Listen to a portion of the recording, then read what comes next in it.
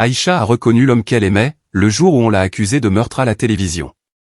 Sauf que cet homme était censé être mort depuis 2 ans.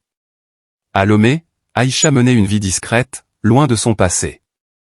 Douce et réservée, elle cachait un secret qu'elle n'avait jamais confié à personne, elle avait aidé son ancien amour, Moussa, à disparaître. À l'époque, il lui avait juré que c'était pour survivre car il avait pris part à un cambriolage avec des membres d'un gang célèbre dans la ville, mais les choses ont réellement mal tourné, Moussa a disparu et était considéré comme mort par tous.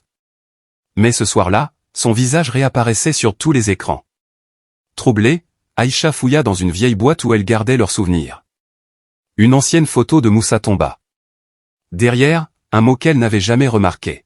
« Si un jour tu me vois à nouveau, c'est que quelqu'un m'a trahi. » Son souffle se coupa. Quelques heures plus tard, elle reçut un message d'un numéro inconnu. « Tu es la seule à pouvoir comprendre. Viens. » Contre toute logique, elle s'y rendit. Dans un vieil immeuble abandonné, une silhouette sortit de l'ombre. C'était bien Moussa. Mais avant qu'elle ne parle, il murmura.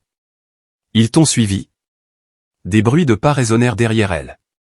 Aïcha se retourna lentement, et son sang se glaça. Parmi les hommes armés qui l'entouraient, il y avait son propre frère.